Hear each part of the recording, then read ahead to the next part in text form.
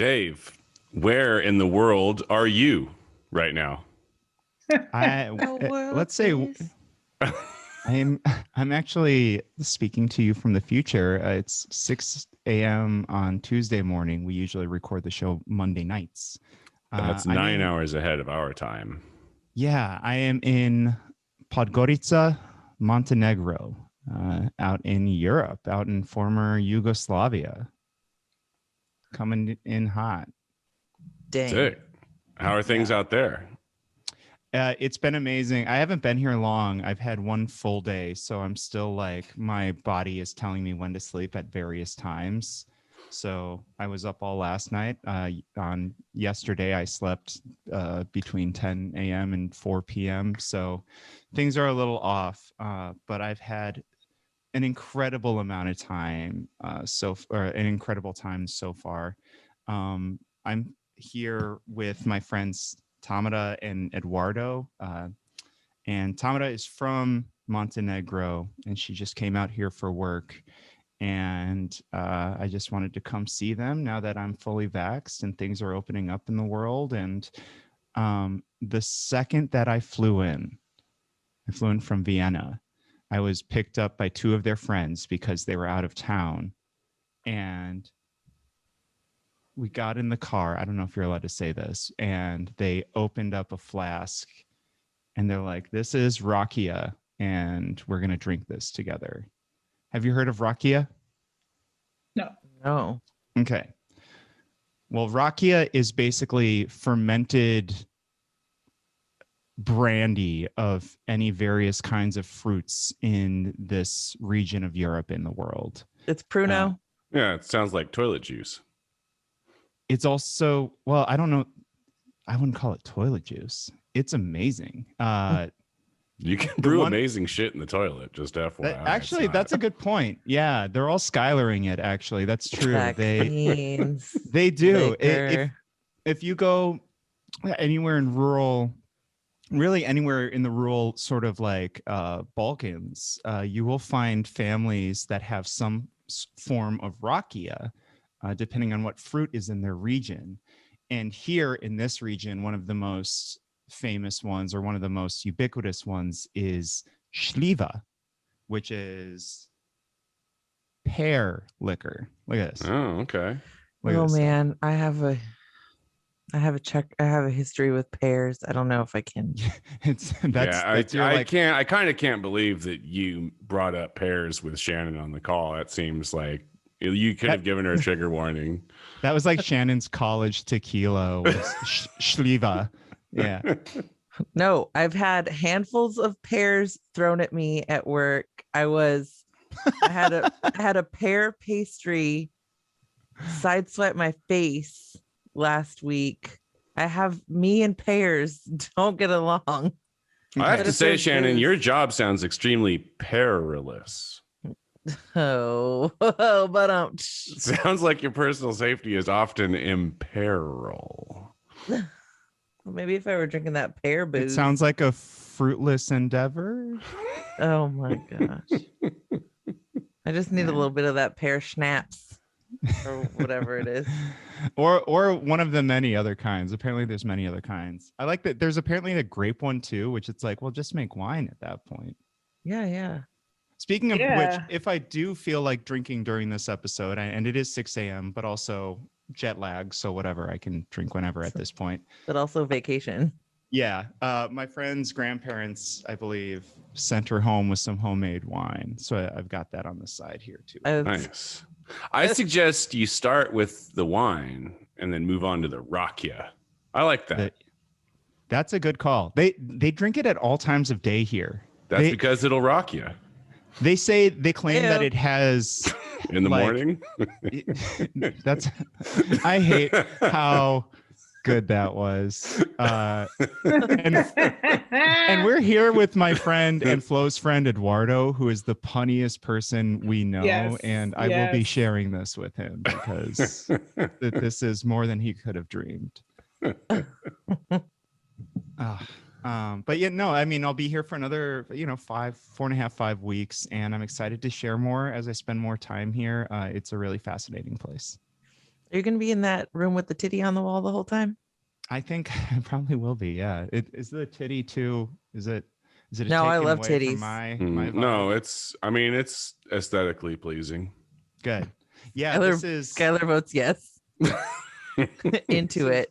Artwork from my friend's Uncle Tio. So I mean, it's all. He did the titty? Yeah. Oh. All right. It's all in the family here, man. I mean, this is a country of 600,000 people. I feel like everyone's related in some way. I like it. So far, I mean, it seems like you just landed and you're already inundated with like tits and booze. So it sounds like your vacation is going great so far and can really only get better from here. Yeah, it's like the elder millennials Cancun out here. It's great. The elder millennials. Well, do you guys think that we should millennial. do an episode of Voices River City? Yeah, let's do it. We're not just going to continue to, enjoy Dave's stories about being hundreds of hours ahead of us and coming from the future and watching him pretend to stimulate what appears to be an areola. Or maybe they're bald. I don't know. I'm so confused. I think it's an areola. Okay. That'll be All right, on let's the do the special show. app. Let's do All it. right, we can do that. Voices, the things they said. Voices, some from those dead. All the voices heard. Voices, things we say. Voices, they're in your head. All the voices heard. Why, hello, everybody. You have Kempa. And you have Skylar. And Shannon. And Flo. Oh my God. Flo, I feel like I haven't I seen you in can't. forever, and it feels so good to have us all reunited. It feels- It feels so good. Boom.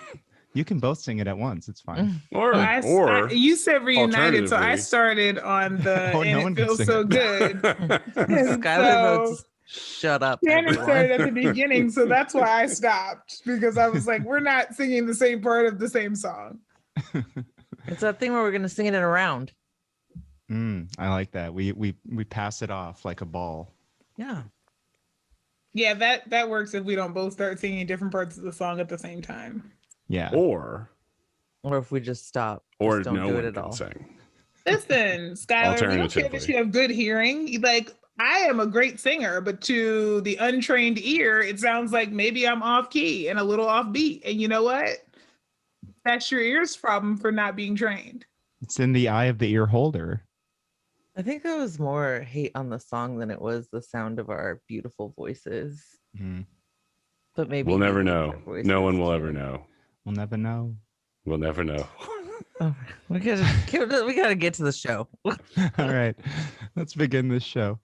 Well, let's start with a fun one. I mean, we've covered this topic ever since it happened, I believe, back in the summer of 2020, when the post George Floyd's killing, the reckoning was just sort of beginning to reverberate throughout the country.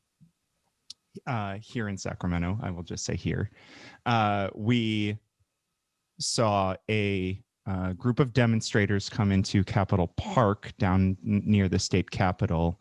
They found the Junipero Serra statue.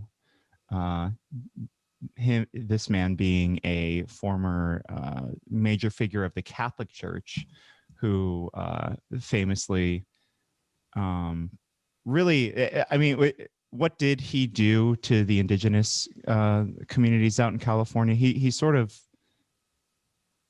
I mean, he didn't. I mean, as far as I understand it, he was one of these guys who came out under the guise of converting the indigenous people to Catholicism and then like enslaved everybody and like took all of their stuff, which was sort of, as I understand it, sort of the way that the Catholic Church was doing things back in those days. But he was also the Pope sainted him like just a few years ago, right? Which was a big controversy. yeah. And this was our woke Pope, and that happened. So I mean, that was upsetting on a lot of levels. You hate to see it, folks. Yeah. So terrible guy and some demonstrators during the reckoning came in and tore down his statue in Which Capitol rocked, Park. by the way. If that was part, if they wink and a high five to you if you were one of those cool folks who did that. Yeah, absolutely. And if you have the weight of the state coming down on you for that evening, we respect you even more. So that happened, and look at all of their work.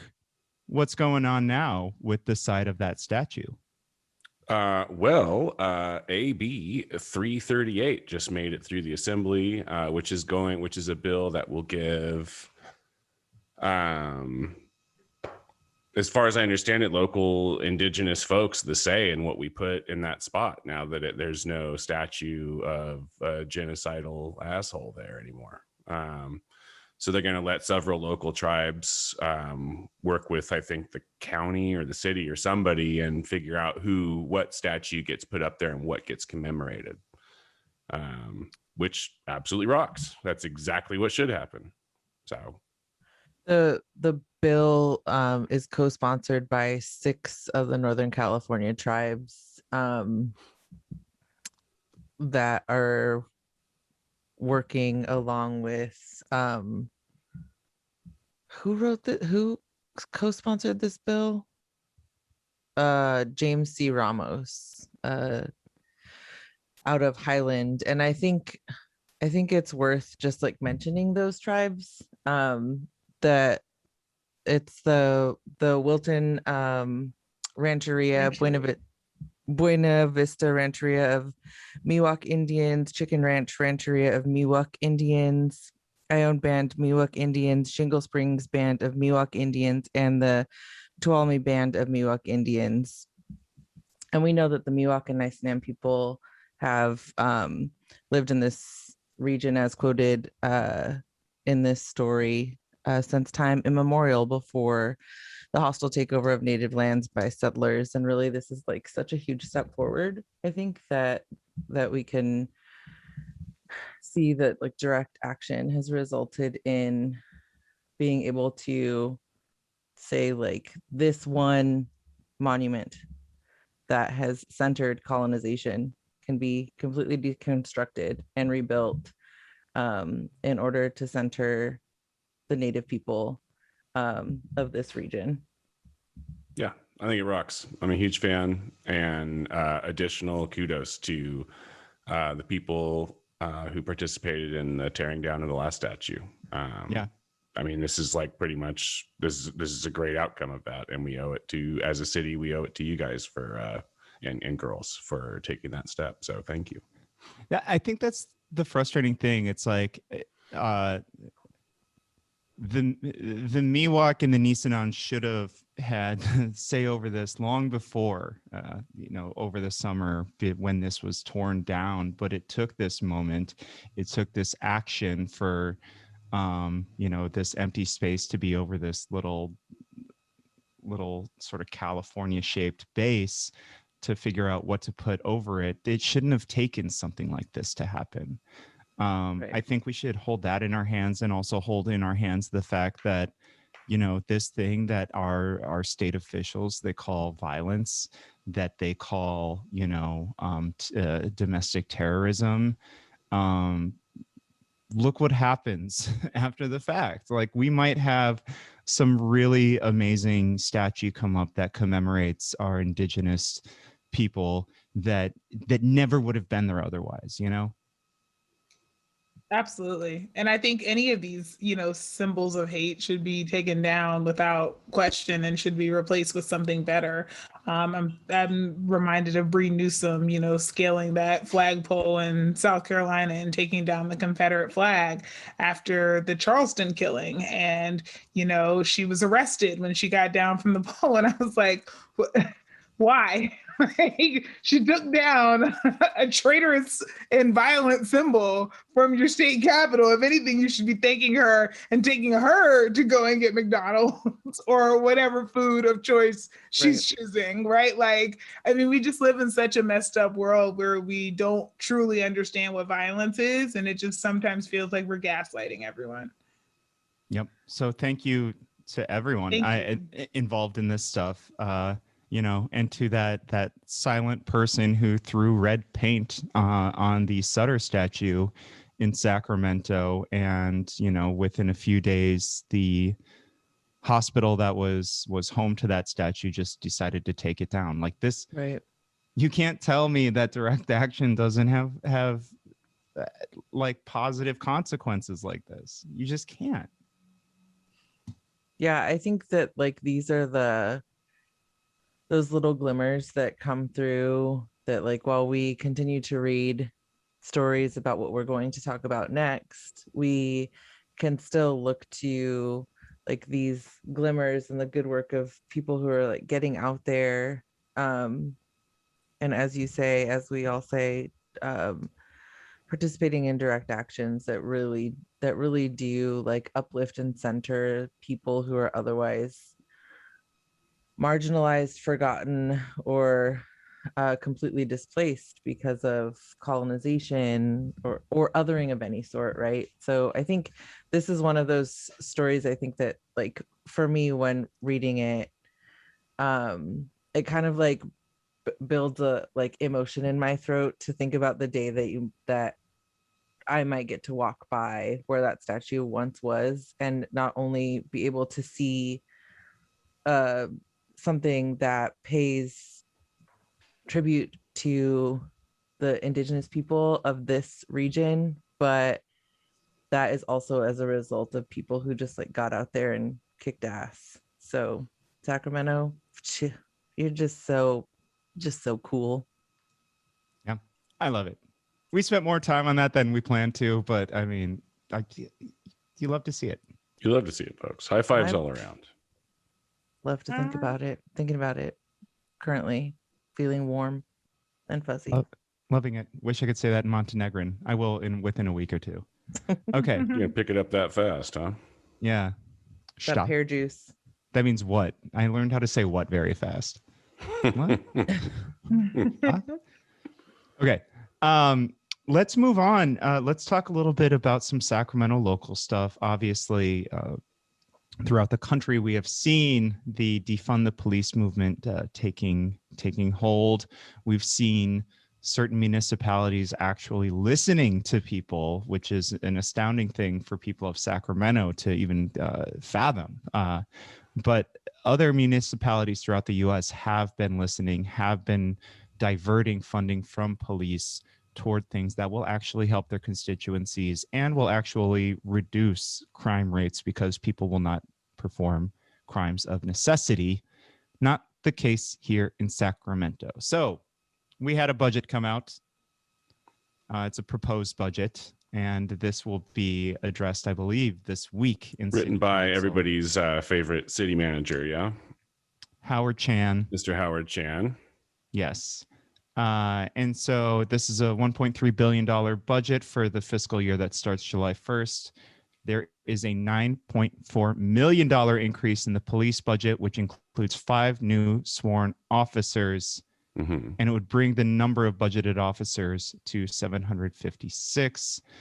This also funds new replacement vehicles and 3.5% raises for officers. Mm-hmm. Who did such a good job, who've been doing a really great job. They did such a good job beating the people of Sacramento. Mm-hmm. I don't really think anyone could have beaten the people of Sacramento better than Sac PD has. So yeah, why don't we throw it to you immediately? Just like to throw out another statistic so it's clear, this is the largest budget Sac PD has ever been presented with. Yeah, ever. In the history of the city. Ever so in not the only history are we not diverting funds from a brutal violent police force, we are giving them the biggest raise they've ever gotten in the history of our fair city.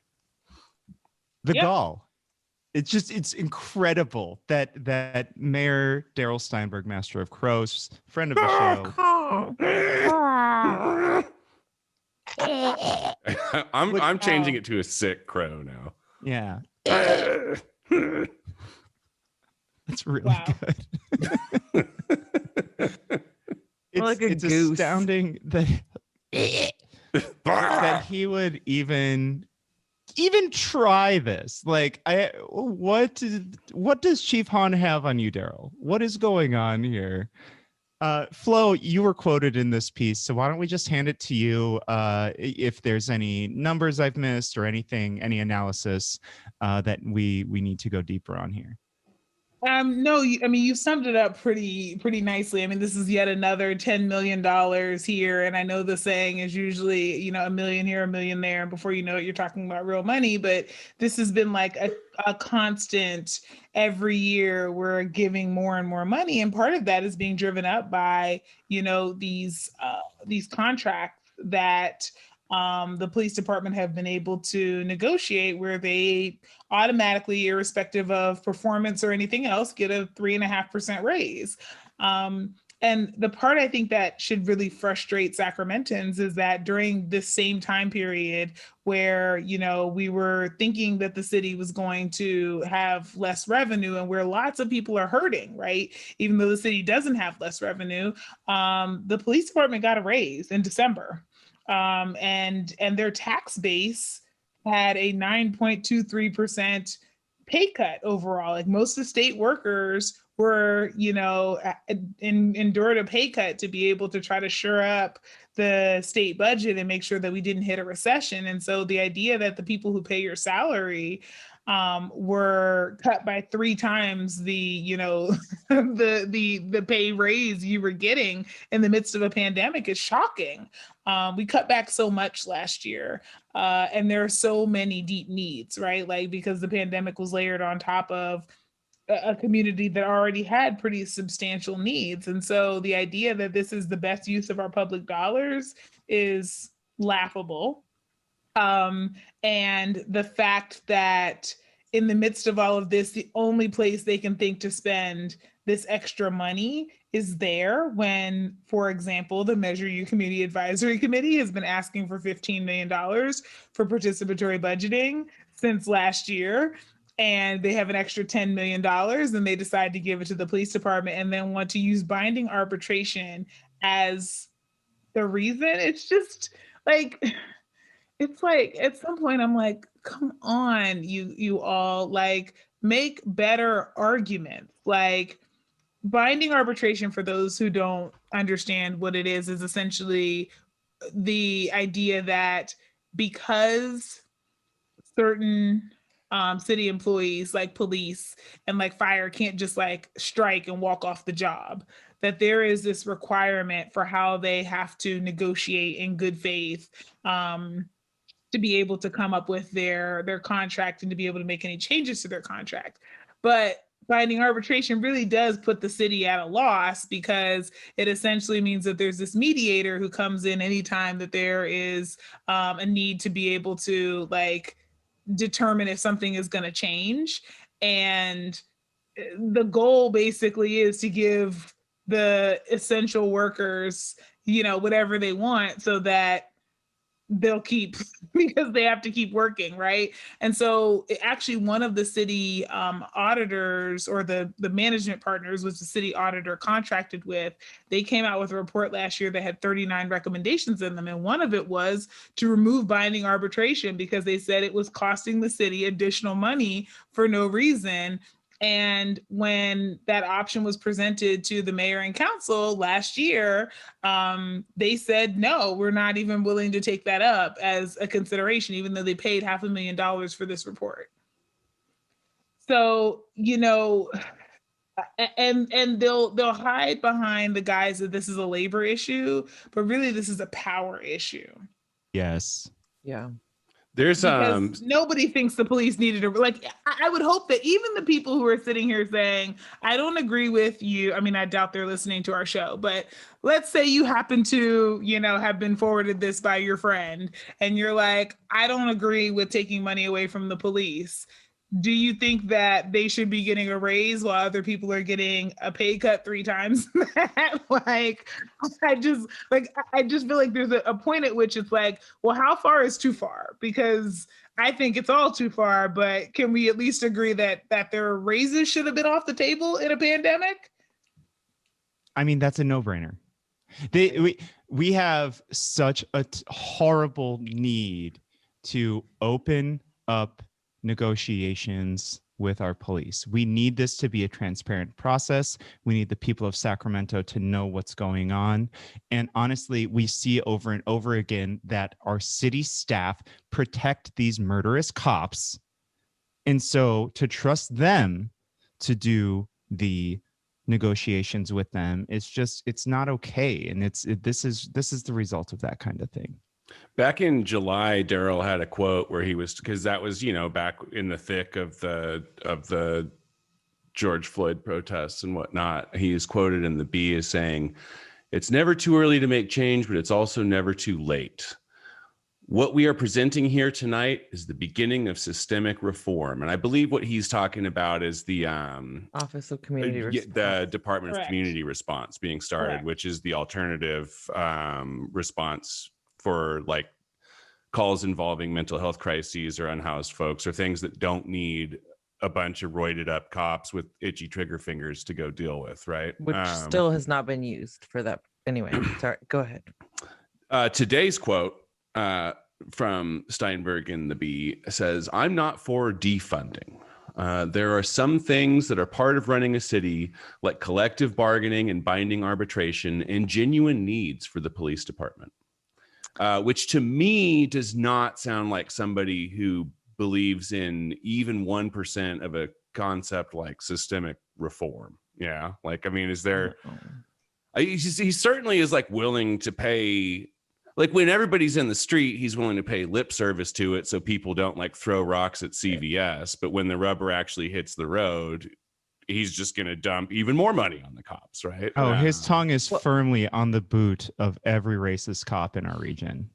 Yeah. I mean, he's paying for like let's not forget that Sac PD are his personal bodyguards for when there is direct action because of his poor leadership, right? So as long as he continues to elevate their work and elevate raises and all of the things, then he has that sort of that security that they're going to take care of him.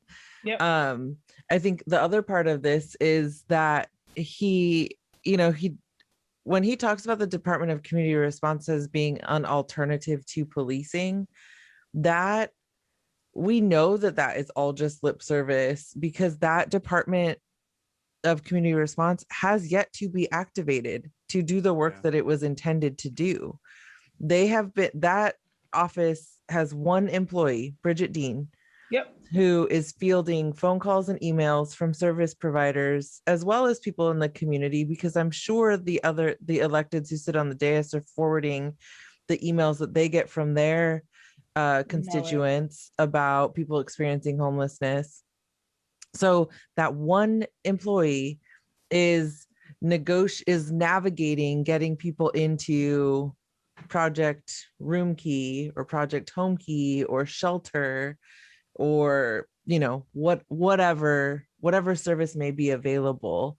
So we just have yet another example of how willing the mayor is to say what needs to be said in the moment, but is unwilling to back any of that with action, right? Just to clarify, the Bee reports that the Department of Community Response has 8 full-time employees and 1 part-time employee. Oh, well, great. That means they've hired some people. They've been given $5.8 billion of funding. It's supposed to have 23 employees, or at least they have not hired those positions yet, because they're in my proposed Measure U budget. And as a matter of fact, we did a deep dive into this last Monday. And one of the first questions was, why is there money in here that doesn't seem to be for positions?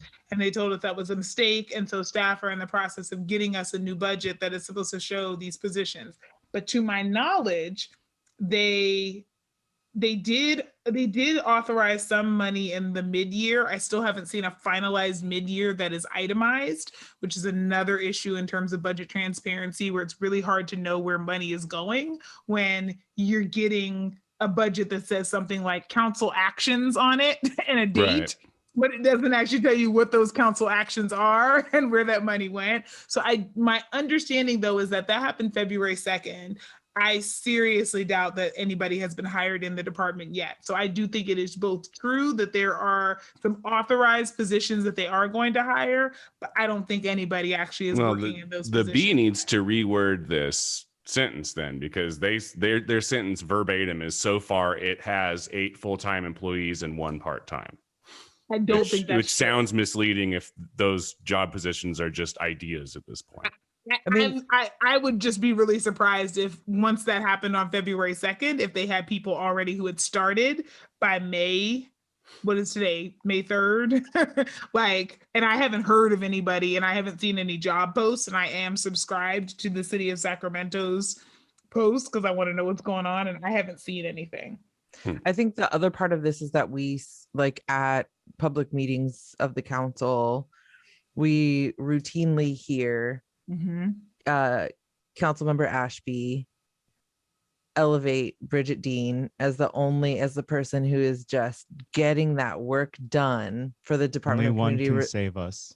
and she's the one person running the Department of Community Response. She's that one employee. So I don't know, like I'm with Flo. I think that there's probably, I know that there's a plan to hire like 20 some odd people. I have not heard of those folks being hired yet. And no, Yeah. by the way, like, no, we're not railing against the reporter on this one. This is T. Clift. I mean, this is the real one who, welcome back, by the way. Welcome back. Yes, welcome you. back for real. Yeah, this is just about transparency. It is a verification thing that I think people really want to know about, like, were these people hired or not, and there's no evidence to the general public, which is, it's important. There's another thing in this piece that I just want to touch on real quick. Hiring officers will also help the department reduce overtime, Steinberg pointed out. The department hit $14 million in overtime in 2019. In June, 33 police recruits who are currently in the academy are expected to graduate and join the department. I love this one because Darrell and City Council's answer to people demonstrating against the police, and so these very police have to come out and beat the people, is that, well, we're making them work over 40 hours a week, so let's go hire more police to beat people so that they don't have to work overtime. It's a fantastic response, I think. That was also a recommendation in that $500,000 management partners report. I just want to point out that the city paid a contractor to give them advice on how they could be more efficient with their money, and then have essentially done nothing with those recommendations. So last March, Howard Chan came out with a response saying, these things require council action, these things we're supportive of, but the council has taken 0 actions on this report that they paid $500,000 for. None. And we actually, as Measure U committee, we put that in our recommendations for this year. You should go back and take some action on them. And we actually pulled out some ones that we thought they should take action on. But one of the ones that's in there is that they should find a way to manage their overtime, because their police and fire overtime is out of control. Sounds like they found a way to manage it. No, they put $1 million worth of overtime in our Measure U budget this year. Like, managed. It's a mess. It's a mess. None of this makes good sense. I think it's also like, and I will say this every time we have a conversation specifically about the mayor and his conversations around law enforcement, is the same mayor that talks about the importance of centering equity issues cannot also talk about increasing the police budget and make those two things make sense. Because here's the thing, like, even people who say that they like don't like the idea of defunding the police, like everybody, like literally almost everybody I've talked to, I mean, mostly people who are actually conservative won't talk to me. So maybe that's like, you know, me being in my bubble. But even like libs who are like, oh no, defunding the police is too strong. Like that's too much. Like all of those people support something like the Department of Community Response, or like beefing up social services and getting people the care that they need. So maybe they're not in a position where they're like on the street committing violent crimes. You know, like there's like people are like that idea. Like they don't like the name defund the police or whatever, but even Chief Hahn in interviews will be like, yeah, the police shouldn't be doing all these things. Like, we don't want to be out here like dealing with unhoused people all the time. And it's like, great, you want to you're good to defund the police then, like that, because that's the premise behind the entire thing. It's just like where Chief Hahn's also like, oh yeah, we don't want to do X, Y, and Z. We do too much. We would rather do less. We also would like more of the budget this year, please. Like, wait, no, what? No. Wait, if you're going to do less, you get less money to do it, because we need your money to give to people who are going to do your job without killing people.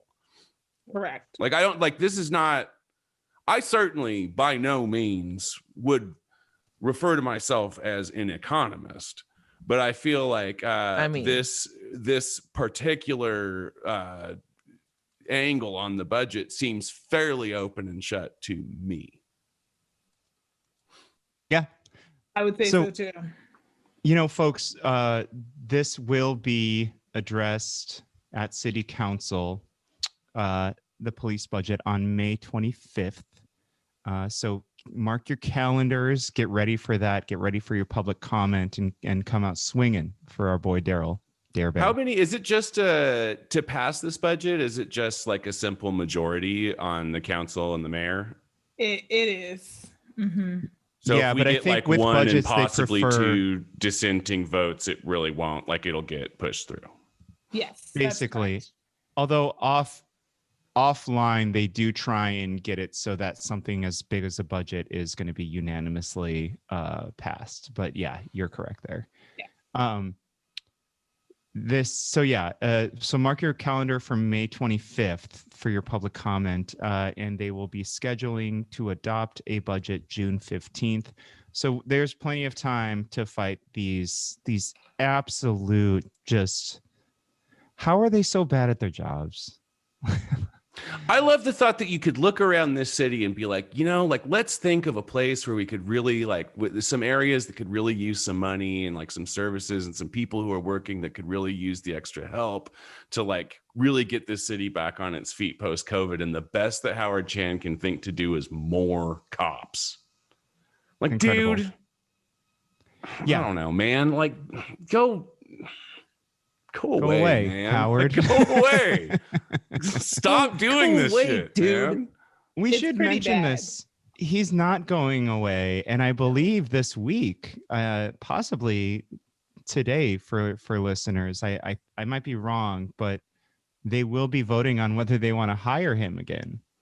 Amazing. Yep. The man who is responsible for so much here.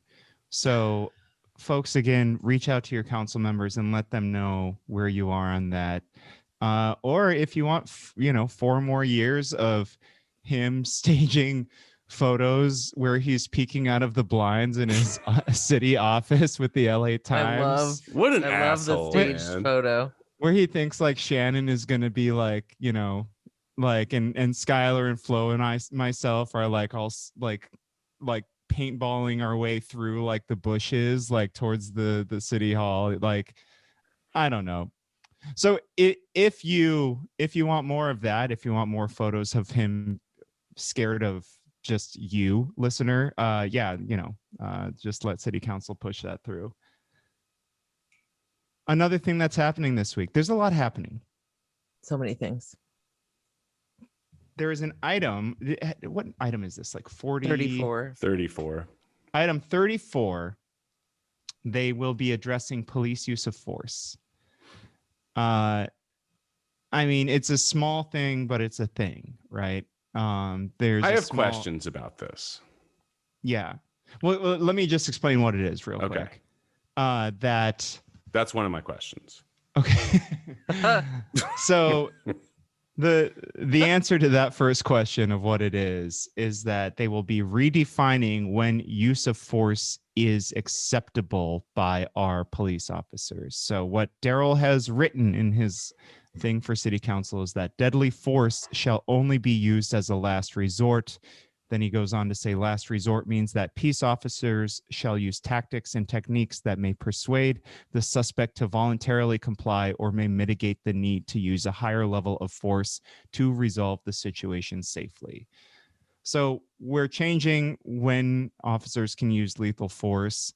Yeah, somebody please tell me what that means and if that will change anything. I mean, that was my question, is like the wording of this is super vague.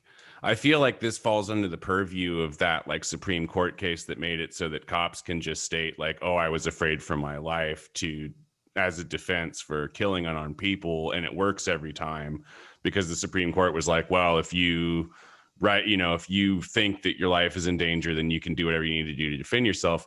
This feels like the same thing to me, where it's like, I mean, what's to stop a cop from just being like, oh, it was the last resort. Like, I didn't want to do it, but I was out of other options. And then like, is there an apparatus in place to push back on that and be like, well, wait, did you try non-lethal stuff first? Because I don't see Sacramento as like being a place where anyone will push back on a cop for that. So this to me, like, I mean, I guess it's better than nothing, like objectively, but to me, it doesn't seem like it actually does anything if it's also done in tandem with just trusting the cops at their word. Yeah, so my understanding of this is also that it's to bring us in compliance with state law, because right now our policy is actually out of compliance with AB 392. So I think some of this is, yes, AB 392 obviously wasn't perfect, but it was the first update of our use of force policy in like 100 plus years. And then my understanding is that the city of Sacramento has not been in compliance, and there have been some threats of lawsuits if they don't get in compliance. And so who they're pays like, for those "Oh, okay, we lawsuits if that happens? who pays for all that stuff? We do." Right. And then like, is there any punishment for not being in compliance at all besides getting your budget increased and everybody getting raises? No, there is not, Skylar, because that's literally the only enforcement mechanism is to use the judicial system if a place just decides they're not going to enforce existing state law. This is fascinating to me because I guarantee what's happening is that Sacramento's city staffers, they're bureaucrats. You know how we got dinged in the LA Times for coming after a bureaucrat, right? Mm-hmm. The bureaucrats are the ones that are trying to stop this thing that, as Flo said, is now state law. Right. I guarantee that we have HR saying, well, you have to meet with the police union. You have to, talk through with them, blah, blah, blah. Again, this is a totally opaque thing that even if the city council meets with the police union, we don't get, as the people of Sacramento, we don't get to see what's going on, what they're talking about there. Secondly, the city attorneys, they're the ones that are like, oh man, I don't want to have to go and defend this in court. Like if one of our cops, kills somebody when they shouldn't have killed someone. So they want this to stay the way it is. So they're telling the city, because they're also consulting the city on this thing. If you don't see the conflict of interest here, it's like, this is a problem. They're the ones coming to the city saying like, oh, well, I don't know if this is a thing that we can do. Like, I don't think this is legal. When San Francisco has done this, we actually, as Flo said, have state law that this is a thing that we actually have to comply to. It's so common sense. Like, how hard is it? Like, this should just be the baseline no matter what. Like it doesn't seem to me that like, don't kill anybody unless you absolutely have to. It's like a controversial rule to have to follow, but like here we are, right? Like what about that? Like what is the argument against that? Like that's to me it's the banal violence of our bureaucracy. Like that is it, and it's absurd and it's scary that these boring people in drab colors who sit in front of a computer all day for City Hall, they're the ones that are allowing these murders to happen over and over and over again. Shannon, what were you saying? So the city of Sacramento has the Sacramento Community Police Review Commission's use of force policy recommendation, which is available on the Sacramento City Council website, which has answers to all of these questions that we're floating around. And the short of it is that the Sacramento Community Police Review Commission's use of force recommendation is, adopt a higher use of force standard, which we've said is that deadly force upon another person is only used as a last resort and when reasonable alternatives have been exhausted or are not feasible, and the officer reasonably believes based on the totality of the circumstances that such force is necessary. It goes on to talk about AB 392. The office of the city attorney responds to the use of force recommendation with the following. Hold on to your shorts here. It says the Ninth Circuit Court of Appeals has stated, quote, requiring officers to find and choose the least intrusive alternative would require them to exercise superhuman judgment, end quote. This is the response to a use of force recommendation. Superhuman. It's also that's true, from though. 1994.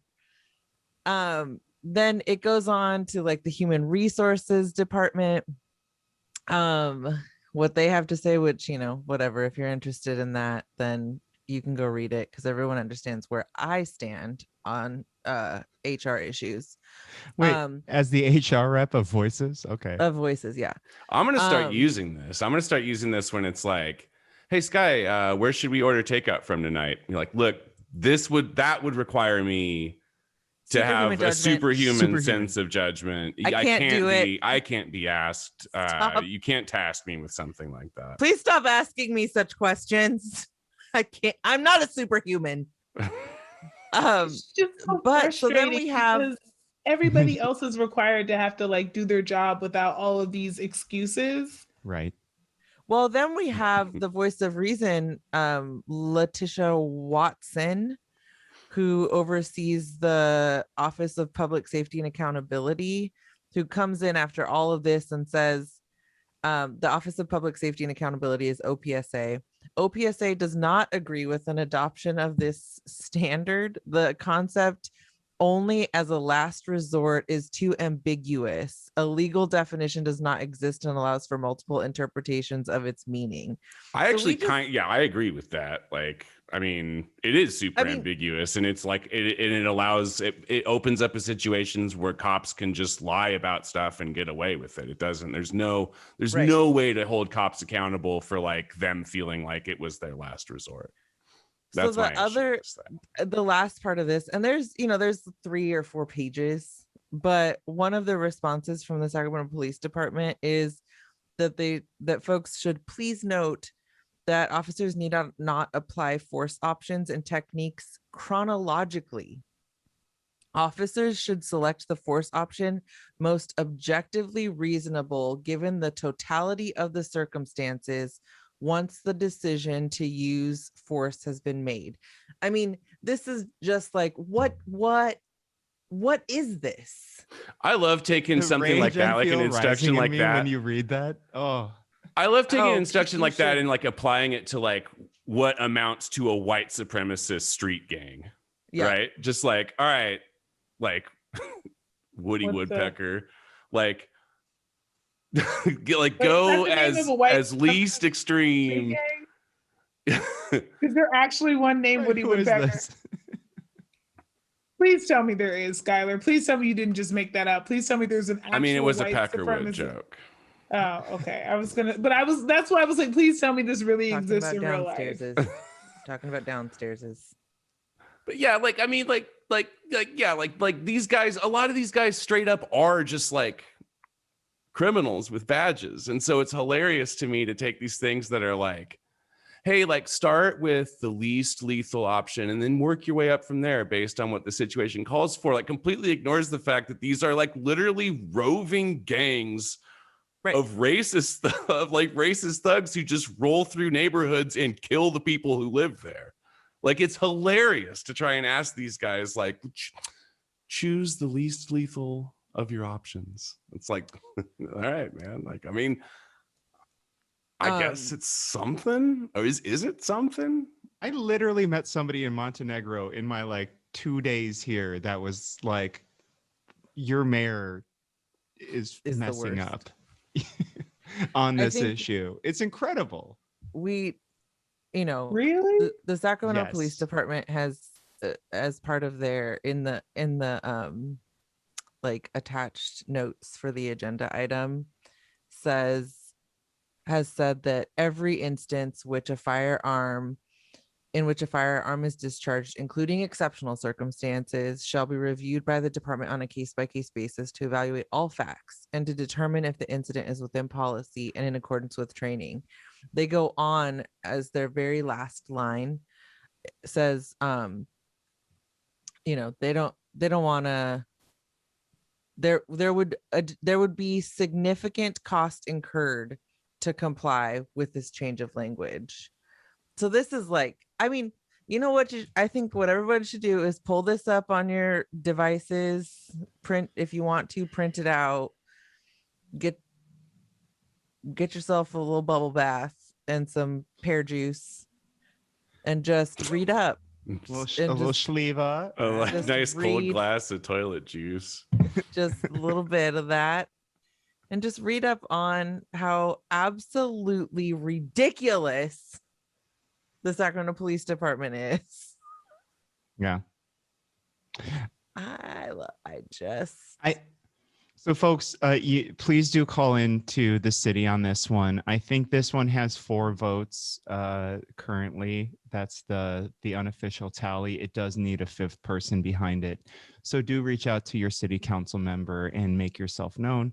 Obviously, this is going to be Tuesday, so this is the day that this publishes. So make sure that your voice is heard on this one. Can we take 5 minutes for the Dr. Flo to talk us through something here?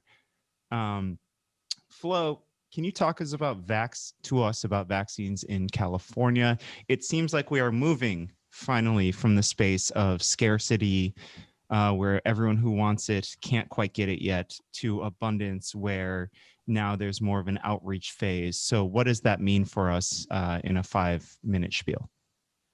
All it basically means at this point is that we have made enough vaccine available that the people who were really itching to get one have gotten it. And now we can't just use the everybody come to us model to make sure that we get the next round. We're going to have to actually invest some time and energy into a significant and meaningful outreach strategy to other populations. And so we've gotten as far as a convenient sample will take us. And so that means we need to pivot, and we always needed to pivot, but now we've maxed out. That's really all that it means. There are still people who want vaccines who have not gotten them. There are still access issues for people who may not be able to go out, may not have transportation, may not feel comfortable taking public transit when they're not vaccinated, may not be able to physically do so. And so we need to get creative. And that's really all this is telling us, is that these convenient strategies have run their course. What does getting creative look like? Getting creative looks like, have we tapped into and made it available to people who don't speak English, first and foremost? Like, so much of the messaging is last minute messaging that comes out in English, and you're hoping that somebody is going to take it, translate it, and get it to where it needs to be. We still have people, who are seniors who haven't been vaccinated. We still have people in that second tier of age groups that, is over 50 that haven't been vaccinated. And it's not necessarily because they don't want to be, it's because they have not been reached, because these are not people who necessarily have a primary care provider that's been reaching out and saying, hey, come in and get your vaccine. So we need to think about this as, a medical service, and we need to think about how would we do this to be able to get other medical services, to be able to get into communities that aren't just walking in. So let's say Gavin Newsom. Gavin Newsom really wants us to reach herd mentality, 70%. First of all, I don't know where we are yet in California. 40% in Sac County. 40 in Sac County, yeah. I Okay. don't know statewide where we are, but I think we're probably approaching that, if not there already for the state. So our perfect baby doll, Gavin Newsom, actually doing this right. What does that look like? And well, let's just start with that. Well, it probably looks like some mobile, vaccine clinics, like really having some to be able to get, especially statewide, into our more rural communities. And also it would come with relying on some of our trusted messengers, especially in our Asian and Pacific Islander populations and also in our Latino populations, because there have been some real challenges around people not wanting to come in because they're like, do I have to have insurance? Because so many of the online forums asked for it, even though it wasn't required to get vaccinated. And also, is there some way that this is going to then end up essentially for families that are mixed status, making it so that I'm compromising, my ability to stay in the US. And so that has been a big issue that a lot of our partners have been raising up constantly. And again, then also making sure that these things are in languages other than English. And in California, we have 17 what we call threshold languages. And that means that more than 3,000 people in a community speak that language as their first language and their primary language. And so that means that in all of those communities, we need to have all of these outreach materials available in threshold languages. And 3,000 is the minimum. Most of them far exceed that minimum and that's in a community. So that's not saying 3,000 people statewide. So when you have 17 threshold languages in a state, you need to make sure that you have some real outreach that's happening for those communities. Otherwise, you don't reach 70%. And then you also have to recognize that we also don't, people 16 and under aren't eligible. So we still have to really largely focus on adults. And 70% is like an optimistic number, right? 70% doesn't weigh into like new variants coming in or like anything unforeseen, right? Because any of that stuff goes up and the 70% shoots up to 80 or 90. Right. Or it doesn't matter anymore because everybody's back in the vulnerable risk. Like 70% only counts if the vaccine holds for all of those variants, which right now it seems to be doing a decent job at. But if for any reason there's a variant that's not covered, then everybody goes back into the risk pool and we don't have any coverage. Right. So we're all, really hoping that the variants continue to be those that are not evading our vaccines like the ones we have now. But again, I just like to remind everybody, we are 15 months into this. So there is a lot that we know, and there's also a lot we don't know. 15 months. Oh my God. 15 months. Like if you were to wake somebody up who passed away in 2019, they would have no clue what a COVID is, right? They would not get any of the COVID-19 jokes. They don't know what's so special about 2020. Like, this all happened within the last 15 months. What a world. What a world. Man, I tell you, the variants do sound terrifying. But there is a variant that actually sounds kind of cool to me. Because there's a lot of whack takes out there, right? There's a lot of terrible takes, a lot of lukewarm takes, a lot of volcanic Krakatoa style takes. But there is a variant, a place where the takes are great. It's a place where the takes could be described as perfect. And Dave, I think what place I'm talking about. Would you please regale our listeners with this place that I'm talking about? I will, but I thought you were about to take the football past the goal line there, and I was just gonna let it roll because it sounded like you had it. But yeah, I mean, if you'd like to hand it off, that place is called Voices River City. We have been around for 4 years plus 1 week, 1.5 weeks, I believe, maybe 2 weeks. But that's really exciting to me. We have historically done a lot of work around classic straight news, classic arts coverage. We've done a lot of truth to power guest writing. from members of the community that might not be respected by a Sacramento bee, and we take a lot of pride in that.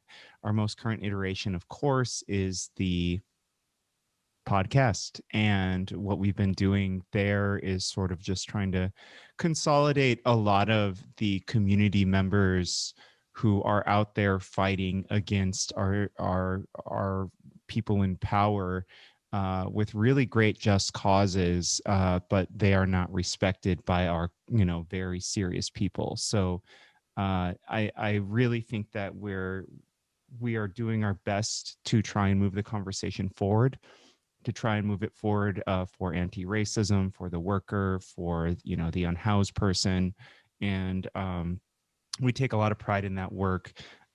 So if you do support this endeavor, please do become a patron at patreon.com/voicesrivercity. You will get twice the episodes every month. That is every Friday, you will be able to listen to an episode. So instead of 4 every month, you'll have 8 every month to listen to. It's incredible. You can also watch them too. We have video for those as well. I'm watching Shannon Rubicat's butt as I speak. I'm covering her butt. We are all on social. No, I wasn't saying that as a bad thing. That was just me, stream of consciousness. I'm just a Faulkner novel right now. We are also on social media, facebook.com/voicesrivercity. On Twitter, we are at Voices River City. Instagram at Voices River City. Skylar runs that. It's very funny. I am on social. I'm at Kempa, YOUKNOWKEMPA. You can find me at Guillotine for You. That's Guillotine, the number 4, YOU. I'm Shan N.D. Stevens. And I am Flojaune, FLOJAUNE. All right, that's the show for today. Thank you so much for listening, and we will see you. If you are already a Patreon subscriber, we'll see you in just a few days. If you're a lame tightwad, then it'll be a week. So up to you.